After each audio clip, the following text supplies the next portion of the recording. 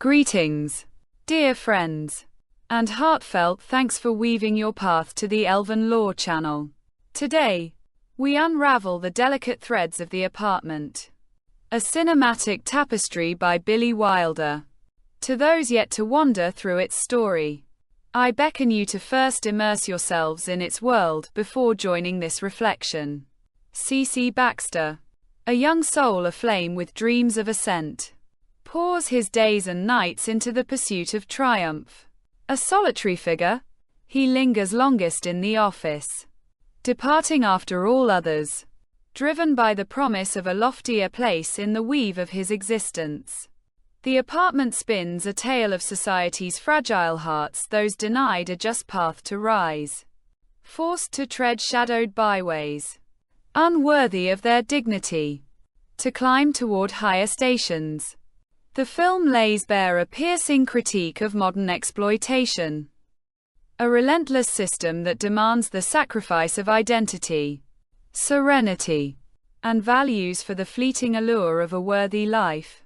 With masterful artistry, Billy Wilder wields a wide-angle lens in the office scenes, framing vast expanses where human figures dwindle, mere specks against the towering might of an oppressive system. Yet, within the confines of the apartment, a standard lens captures a stifling air. The home evokes anything but refuge, a sanctuary where peace has long faded into shadow. C. Baxter has bartered his tranquility for the hope of progress.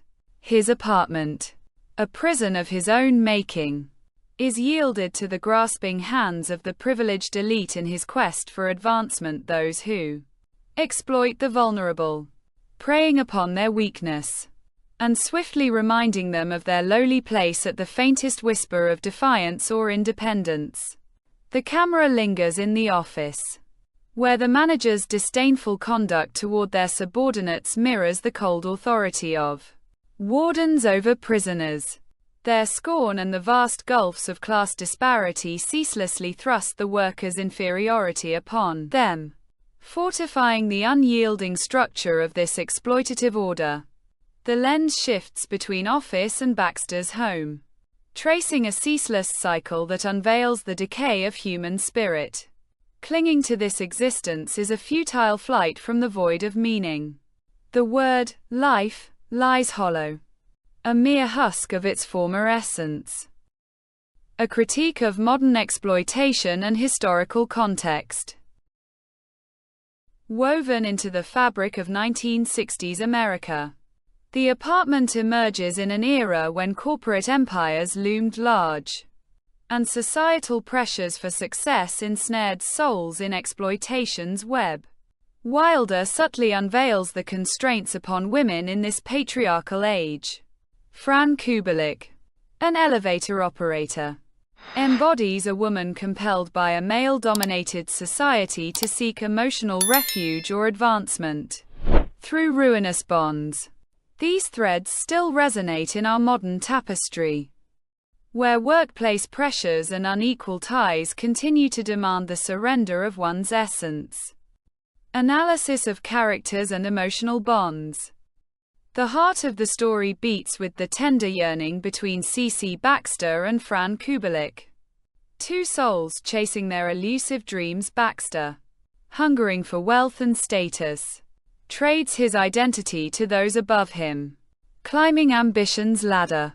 Fran, through a hidden liaison with the company's director, Sheldrake, seeks a fleeting island of peace she envisions in a man's embrace. Her complexity lies in her duality, a victim of the system, yet driven by a longing for emotional validation, a path that leads her to the edge of ruin. Remarkably, they meet daily, and Fran, touched by Baxter's noble grace, offers her gratitude. He alone honors her boundaries, doffing his hat in respect each time he steps into her elevator, a chivalrous gesture that lingers in her gaze. Baxter's heart surrenders to Fran, but as he seeks to claim her affection, he learns of her entanglement with a superior, when she reveals her broken mirror and hands it to him. The secret of her affair with Sheldrake unravels. As he notes the mirror's cracks, she replies, "It shows my true reflection." Her words unveil a human spirit shattered, ground to dust beneath the weight of an exploitative order. Baxter, stung by the tender love blooming within him, harbors a fleeting resentment toward her until a heart-wrenching moment when he finds her in his bed, having sought to end her life. Desperate to save her, he turns to his neighbor, a doctor. The doctor, bearing his own grudge against Baxter, aids her but not without sharp barbs, cloaking himself in moral righteousness. Yet he is merely a man consumed by envy, feeling left behind in a world where he cannot indulge as he imagines Baxter does. As a secondary figure, the Doctor embodies society's shallow judgments. His envy reveals the pervasive moral decay within this system, urging viewers to ponder the hypocrisy woven into the social fabric. As the Doctor strives to revive Fran, he delivers sharp slaps across her face. Are these blows a release of his buried jealousy, or are they life's own lashes, rousing her from her slumber of despair to remind her of her humanity and beckon her to live truly? Baxter, unable to bear the sight of his beloved struck, turns away, yet feels the sting of those slaps upon his own soul. Baxter's devotion to Fran deepens after this trial. Their heartfelt exchange stirs his spirit, as he hears her remorse and regret pour forth. He, a fellow sufferer, forges a profound bond with her anguished experience. She, wary of the futile cycle of her emotional ties, resolves to reclaim her independence and identity. The film's two central souls choose to break free from the inferno society has forged for them. Wilder's directorial art. Billy Wilder deftly weaves humor to soften the film's emotional weight. His craft recalls Charlie Chaplin's timeless wisdom.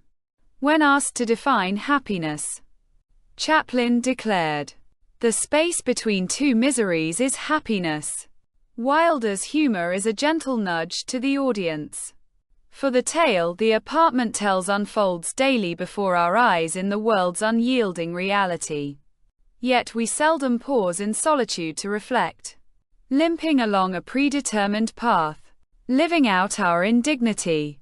The film's score, with its tender and often melancholic strains, amplifies Baxter's sense of confinement and solitude.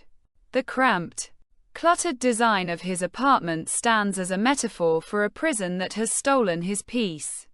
Key moments, such as the card game between Baxter and Fran, radiate simple, unadorned intimacy, or the instant he returns the apartment key to Sheldrake, a potent symbol of his emancipation from the system's chains. Liberation from exploitation's cycle and the ending. In the end, both souls break free from exploitation's grasp. Baxter forsakes his job to uphold his moral compass, and Fran severs her destructive bond with Sheldrake. The film's closing scene, with the iconic card game and Baxter's unforgettable words to her, "Shut up and deal," captures the quiet beauty of their sincere bond. This wry utterance not only celebrates their love in its unpretentious purity but reminds us that true life blooms in moments unburdened by societal chains.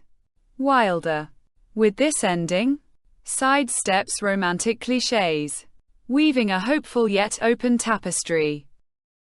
The film's legacy and modern resonance. The Apartment has left its mark on modern comedic dramas, earning honors such as the Academy Award for Best Picture in 1960.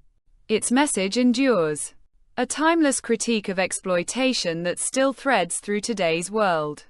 Modern audiences may see their own reflections in the pressures of work and unequal bonds, stirred to contemplate their own liberation from these cycles.